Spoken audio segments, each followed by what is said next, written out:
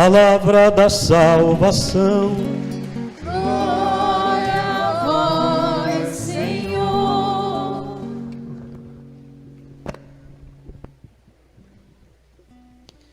Por um pedaço de pão e por um pouco de vinho, eu já vi mais de um irmão se desviar do caminho. Por um pedaço de pão e por um pouco de vinho, eu também vi muita gente encontrar novamente o caminho do céu. Eu também vi muita gente voltar novamente ao convívio de Deus. Por um pedaço de pão e um pouquinho de vinho, Deus se tornou refeição e se fez o caminho. Por um pedaço de pão, por um pedaço de pão, por um pedaço de pão, por um pedaço de pão, por não ter vinho nem pão, por lhe faltar a comida, eu já vi mais de um irmão desiludido da vida, e por não dar do seu pão, e por não dar do seu vinho, vi quem dizia ser crente perder de repente os valores morais. Vi que o caminho da paz só se faz com justiça e direitos iguais. Por um pedaço de pão e um pouquinho de vinho, Deus se tornou refeição e se fez o caminho. Por um pedaço de pão, por um pedaço de pão, por um pedaço de pão, por um pedaço de pão. Meus irmãos e minhas irmãs, há exatamente 30 dias, hoje, todos nós, cristãos católicos, estávamos aos pés do menino Jesus no presépio, numa profunda adoração daquele que armou a sua tenda entre nós, se fez morada entre nós. E para compreendermos Jesus Cristo como pão descido do céu, como pão de Deus, é preciso antes fazermos uma memória histórica da revelação divina.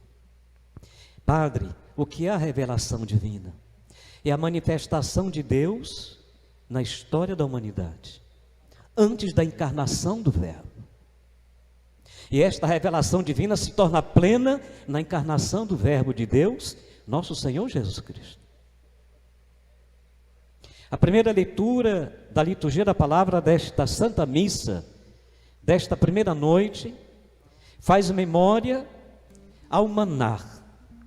O povo de Deus, caminhando pelo deserto, saído, liberto da escravidão do faraó, da escravidão do Egito. E olha que não foi fácil a experiência dolorosa que o povo de Deus fez no cativeiro do Egito. A escravidão na história humana é sempre uma negação da imagem de Deus presente em cada um de nós, porque assim nós somos criados. Fazer o homem a nossa imagem e a nossa semelhança. Nós somos a imagem de Deus, verdadeiramente somos. E como semelhança, a semelhança é uma proposta.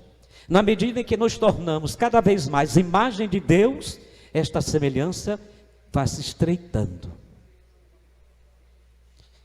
E Moisés, coordenador do povo de Deus, tirou o povo de Deus da escravidão do Egito, das garras do faraó.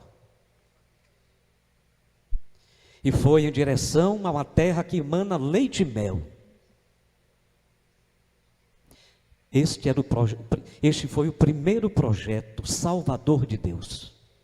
um projeto libertador. Embora não nos esqueçamos que o primeiro projeto salvador de Deus é a própria criação. E aí a gente pode dizer, a partir do livro do Gênesis, Deus cria salvando e salva criando. Quando um pintor pinta um quadro, ele criou aquele quadro. E na medida em que ele cria, ele salva. Portanto, esta conjugação deste verbo, Deus cria salvando e salva criando. Nós somos as criaturas de Deus, salvos pelo seu amor criador. E como o Deus do Antigo Testamento, que é o Deus de Jesus, que é o nosso Deus, não é o Deus da concepção dos gregos, um Deus distante, um demiurgo. Não é uma energia qualquer. O Deus da revelação do Antigo Testamento é uma pessoa. E como pessoa divina, criador de todas as coisas, fonte de todas as coisas. Depois da criação, ele continuou amando esta criação. Tanto é que o livro do Gênesis diz, e Deus viu que tudo era bom. Sim, tudo que Deus criou é bom. E ele continuou caminhando com o seu povo.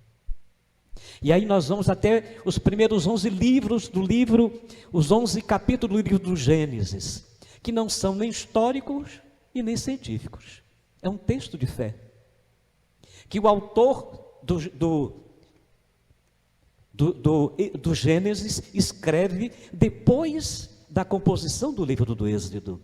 Mas padre, o livro do Gênesis não é o primeiro da Bíblia? Sim, mas o primeiro a ser escrito não foi o Gênesis. Quem pariu o Gênesis foi o Êxodo. Por quê? Porque a primeira concepção que o povo de Deus tem no Antigo Testamento não foi de Deus Criador. Até porque, naquele tempo, existia muitos diálogos, muitas narrações sobre diversos deuses que teria criado todas as coisas.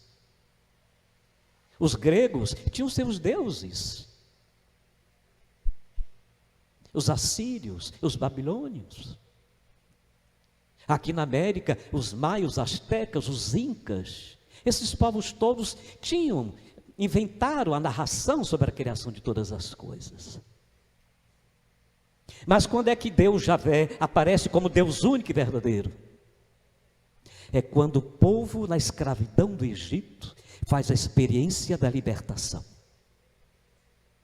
Então, se este Deus nos salvou, se esse Deus nos libertou, logo esse Deus nos criou. E aí o autor sagrado, a partir da experiência da libertação, da redenção e da salvação, esse Deus nos criou. Portanto, vamos compor o texto da fé até os 11 capítulos do livro do Gênesis. A experiência de Deus libertador. E vejam que o texto de hoje é uma página do Antigo Testamento para falar desta preocupação de Deus para conosco, deste amor de Deus para conosco, desta ternura, desta alegria, deste cuidado de Deus para a comunidade. E é no momento de sofrimento, de desespero do povo, pelo deserto adentro, que Moisés intervém, suplica: Senhor, o teu povo vai morrer de fome. E aí, Deus novamente vai ao encontro do povo e apresenta mais um gesto salvífico, o maná. Viram que naquele dia, naquela manhã, surgiram substâncias chamadas de codornizes. Na verdade, segundo os historiadores, eram espécie de árvores, que num período do ano caía uma determinada substância, o povo comia. Mas, quando nós temos uma fé verdadeira, os fenômenos humanos são manifestados e são vistos como intervenção divina. O mais importante não é saber Que maná era este? Que alimento era este? Isso é secundário. O mais importante é sabermos que foi Deus que interveio naquele momento histórico da vida do povo, para que o seu projeto de libertação continuasse. Para que o seu projeto libertador continuasse sob a coordenação, a direção, o pastoreio de Moisés. E aquele povo matou a sua fome e continua a sua caminhada em direção à terra que mana leite e mel, a terra de Canaã. No Novo Testamento, eu lembrava que hoje está com um mês, que nós estávamos de joelhos diante do presépio, contemplando o menino Jesus, liturgicamente e espiritualmente. Nascido em Belém, casa do pão. E foi esse menino que, cumprindo a sua missão entre nós, expressão máxima do amor de Deus. Cristo é plenitude do amor de Deus, é a imagem perfeita do Deus vivo. Cristo é Deus. Quem me vê, vê o Pai. Eu e o Pai somos um.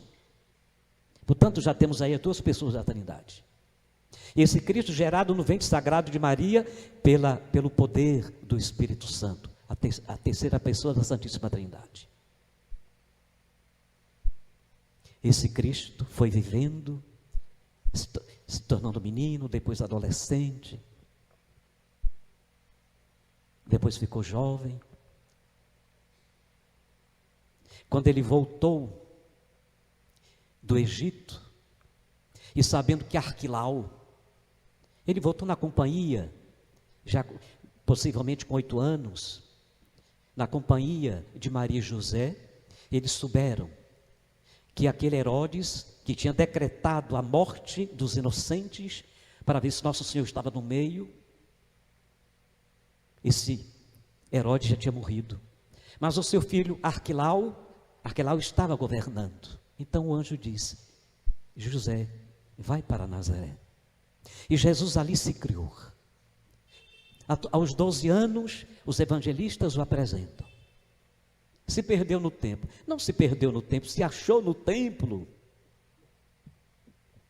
Era um rito de passagem, aquele momento dos 12 anos. Até os 12 anos, criança no tempo de Jesus não valia nada, nem criança nem mulher. Não eram contados. Qual é a prova, padre? Comeram mais de 5.000 homens, sem contar mulheres e crianças. Hoje é que as mulheres são valorizadas e têm que ser mais valorizadas, e lutar pelos seus direitos. O direito das mulheres e o direito das crianças. Até pouco tempo, criança também não valia nada não. Dormia com os cachorros, com os gatos. Mas a ciência, as novas descobertas, a pedagogia, a psicologia, de fato inauguraram e lutaram pelos direitos das crianças. Pois bem, Nosso Senhor aos 12 anos se reconhece. Não sabeis que eu devo ocupar-me das coisas de meu Pai? Olha um vínculo, um corte.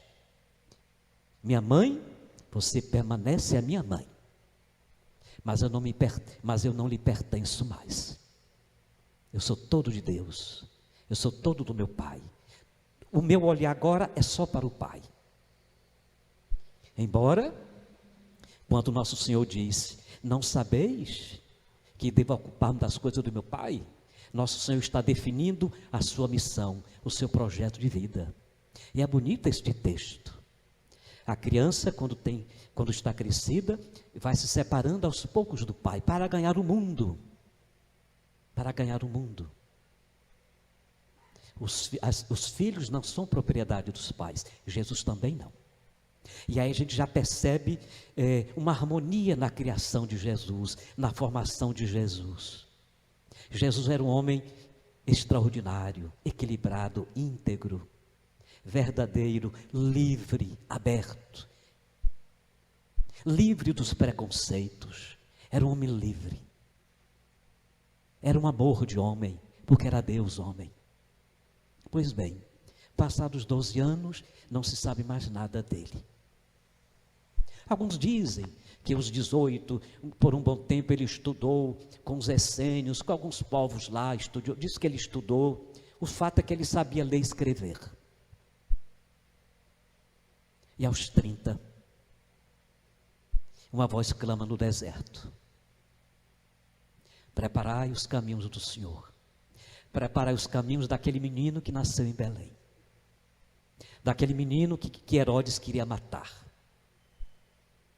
Daquele menino, daquele jovem adolescente, feliz da vida, transbordando sabedoria no templo.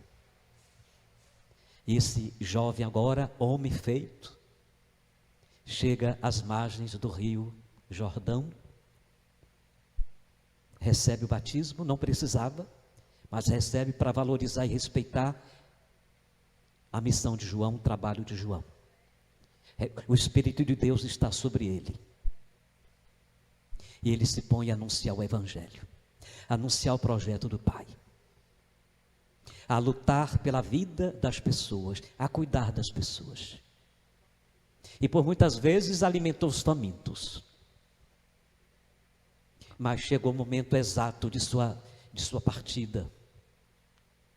A sua opção pelo reino, pela vida, pela justiça, pela liberdade, foi de encontro ao projeto, ao projeto estrutural, ao sistema, à estrutura, o sistema dominador, violento do seu tempo. Estruturado pelo imperador romano, dominado por César, por Herodes e por tantos outros. O Império Romano dominava todo aquele mundo, era metade do mundo que o Império Romano dominava. E Jesus está nessa sociedade violenta, preconceituosa, machista, opressora, que causava o sofrimento dos pobres. E Jesus conhecia muito bem a sociedade de seu tempo. Portanto, o projeto libertador de Jesus, salvador de Jesus, foi de encontro. Não batia bem com o projeto de Herodes, de Pilatos, dos escribas, dos fariseus. Se hoje tem partidos políticos, no tempo de Jesus também tinha partidos opressores. E por causa de sua opção pelo reino, pela verdade, pela vida, pela paz, o crucificaram. Mas ele não era um homem qualquer. E faltando poucas horas para sua morte, ele elegeu um alimento da natureza. Olha que entre nós a gente tem muitos alimentos, mas ele escolheu o pão, fruto do trigo e do trabalho do homem. Escolheu a uva pisada pelos homens. Esses dois alimentos, Jesus os consagrou. Tomai e comei, isto é meu corpo, tomai e bebei, isto é meu sangue. Fazei isto sempre em minha memória. Portanto, pão e vinho se tornaram, Jesus eleva pão e vinho à categoria de manjar, de pão da vida, não mais codornizes, não mais substâncias, não é mais pão material, mas é pão do céu. Quem comer deste pão viverá eternamente.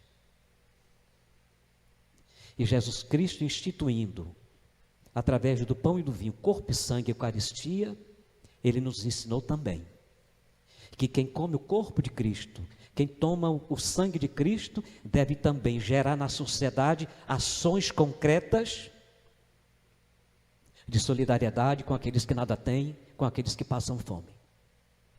E nós estamos vendo nesses últimos dias a solidariedade do povo brasileiro com as vítimas das enchentes. E aqui a gente lembra do milagre da multiplicação dos pães. Jesus está diante de uma multidão faminta. Lá tem 2 peixes, 2 pães e 3 peixes. O que é isso para tanta gente?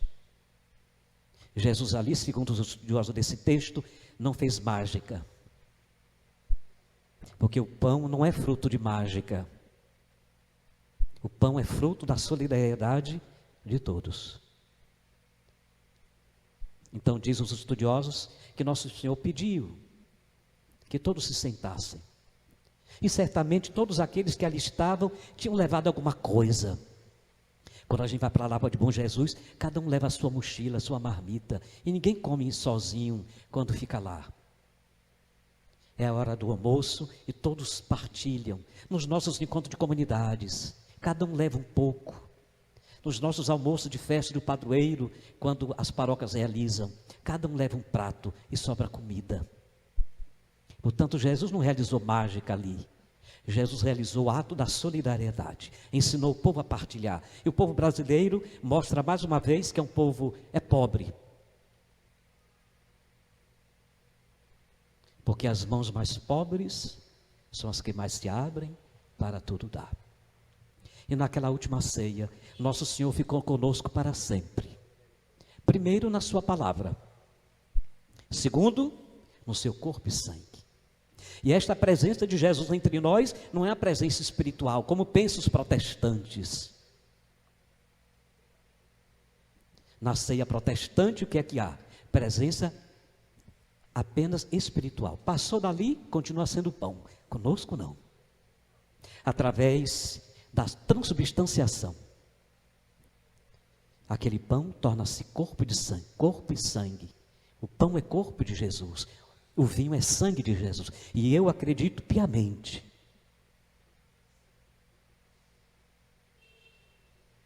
É pão da vida eterna. Portanto, nós somos felizes como os católicos. Porque a presença de Jesus na Eucaristia é uma presença real. Jesus Cristo está realmente, de noite e de dia, presente no altar, esperando que cheguem as almas, fervente e ansiosa. Jesus, nosso irmão, Jesus Redentor, te adoramos na Eucaristia, Jesus de Maria, Jesus Redentor. Te adoramos na Eucaristia, Jesus de Maria, Jesus Reis de amor. Cada vez mais busquemos amar verdadeiramente a Eucaristia, que é o ponto de partida e de chegada de toda ação sacramental, de toda ação da igreja. A igreja gera a Eucaristia e a Eucaristia gera a igreja. Que verdadeiramente o Espírito de Deus nos dê esta graça e esta alegria cada vez mais, para que Cristo se torne em nossa vida pão que desceu do céu. Que assim seja. Amém.